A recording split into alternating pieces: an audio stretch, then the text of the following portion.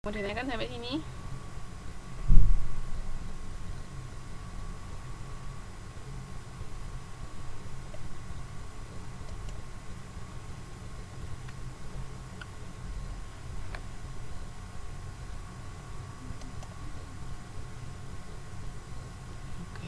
Terus proses penapisan usaha yang wajib AMDAL. Proses penentuan apakah suatu rencana usaha atau kegiatan wajib menyusun AMDAL atau tidak. Nah, ini jenis usaha atau kegiatan. Ini adalah kegiatan yang berskala besar, yaitu kompleks dan berbatasan langsung atau bisa mempengaruhi fungsi kawasan sensitif sehingga dapat menimbulkan dampak penting. Yaitu tadi kalau saya bilang kalau skala besar itu harus melakukan AMDAL. Jadi kayak misalnya pengubuhan bentuk lahan atau bentang alam itu perlu, terus eksploitasi sumber daya alam, misalnya perusahaan tambang yang atau perusahaan apa? Perusahaan tambang apa yang pokoknya yang mengeksploit sumber daya alam ya. Terus proses dan kegiatan yang secara potensial dapat menimbulkan pemborosan, pencemaran dan kerusakan lingkungan hidup. Sama ini lingkungan buatan, lingkungan sosial dan budaya. Terus proses dan kegiatan yang hasilnya akan dapat mempengaruhi pelestarian kawasan konservasi sumber daya dan perlindungan cagar budaya. Cagar budaya itu biasanya tidak boleh diotak-atik. Kayak kapanan itu sempat di mana, di Surabaya itu kalau nggak salah sempat heboh tempat tinggalnya siapa ya, Bung Tomo apa siapa gitu dirobohkan. Padahal itu cagar budaya. Cagar tempat-tempat cagar budaya itu tidak boleh diutak-atik. Kayak misalnya di SMA saya, kebetulan di SMA saya itu ada bagian yang masih bangunan peninggalan Belanda. Itu tidak boleh diganti, tidak boleh dirubah. Harus tetap seperti itu. Mungkin di tempat-tempatnya Mbak sama Mas ada nggak tempat-tempat tertentu yang bangunannya dari dulu ya seperti itu, tidak boleh dirubah. Itu cagar budaya. Ada kan? Kalau direnov mungkin boleh tapi tidak sampai ngerubah bentuk biasanya Mas. Renovasinya sekedar cuman memperbaiki, misalnya nambal-nambal atau apa gitu aja, tapi nggak yang benar-benar berubah total.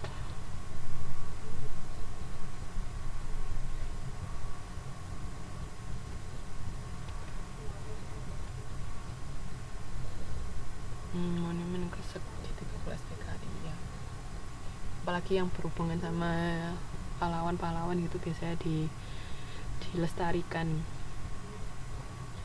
Terus introduksi jenis tumbuhan-tumbuhan, jenis hewan dan segalanya, perbuatan dan penggunaan bahan hayati dan non hayati, penerapan teknologi sama kegiatan yang mempunyai resiko tinggi dan mempengaruhi pertahanan negara. Pokoknya intinya yang nantinya memang mempunyai dampak langsung sama lingkungan itu harus dilakukan AMDAL.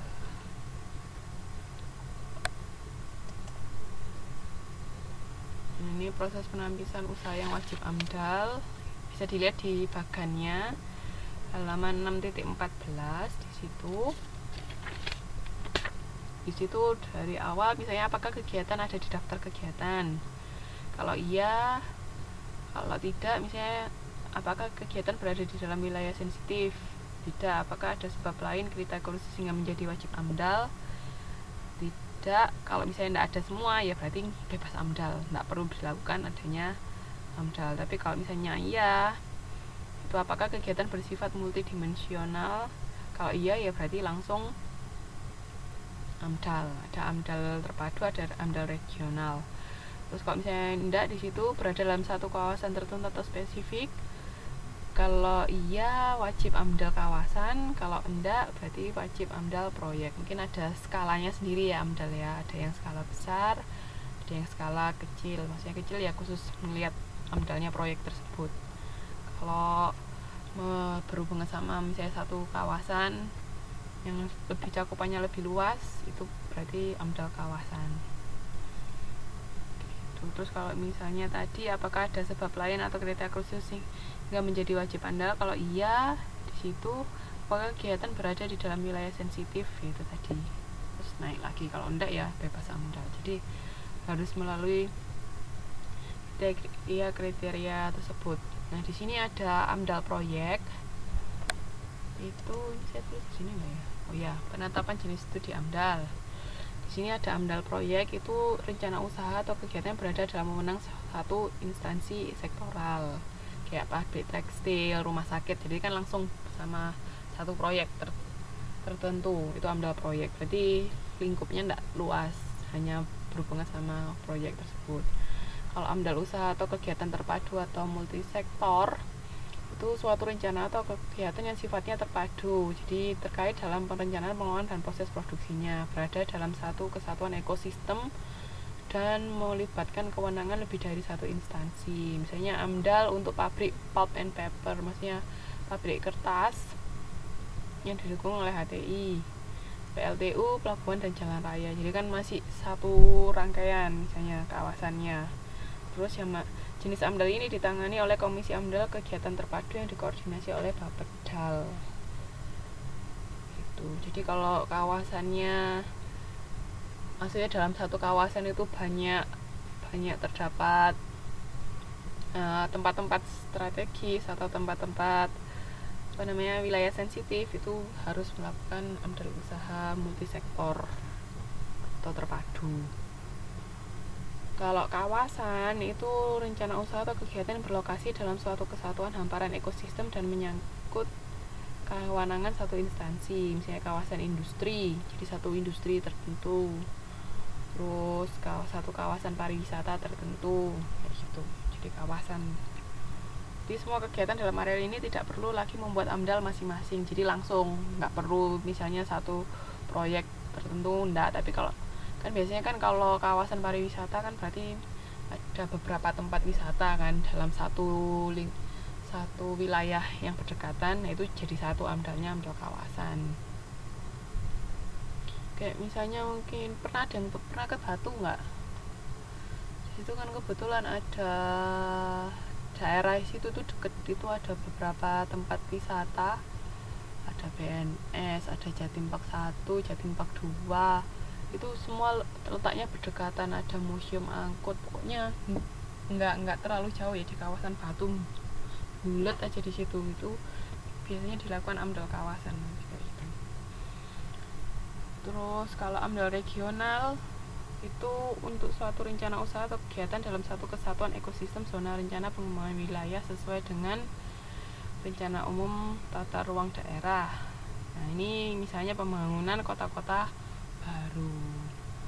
Dulu mama saya tuh pernah melakukan penelitian di Kalimantan, saya lupa kotanya apa. Jadi itu penelitiannya untuk pemekaran wilayah. Jadi wilayahnya maksudnya istilahnya dibikin jadi kayak kota gitu loh. Jadi awalnya kan masih wilayah biasa. Kan kalau Kalimantan kan masih nggak kayak Jawa ya. Kalau Jawa mungkin sudah banyak pemukiman, kalau Kalimantan enggak. Nah itu diteliti untuk memekarkan wilayah. Jadi misalnya kira-kira apa saja yang bisa dibangun di daerah tersebut. Apa sih nama kotanya sih, saya lupa.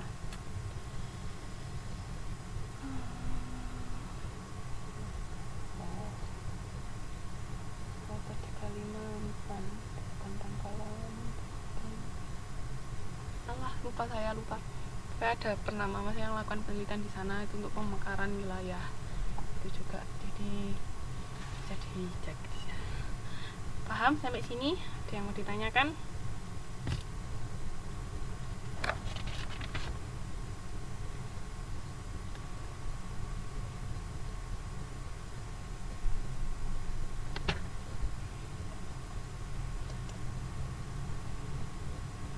Nah ini rencana usaha atau kegiatan. Ini memiliki prosedur pelaksanaannya, memiliki dampak penting, itu bebas AMDAL. Kalau perincian umum KA AMDAL ini ada UKL, UPL, RKL. Kebetulan ini saya tahu semua ini, pernah tahu istilahnya ya dari mama saya. Ini kayak misalnya dokumen kerangka acuan dampak analisis dampak lingkungan, itu KA AMDAL. Terus dokumen analisis dampak lingkungan, terus ada dokumen rencana pengelolaan lingkungan atau RKL, rencana kelola lingkungan ya RKL. Terus rencana pemantauan lingkungan itu RPL, RKL itu semua disiapkan. UKL, UPL itu juga. Kalau RKL itu tadi upaya penanganan dampak penting terhadap lingkungan yang ditimbulkan akibat rencana usaha. KRPL, upaya pemantauan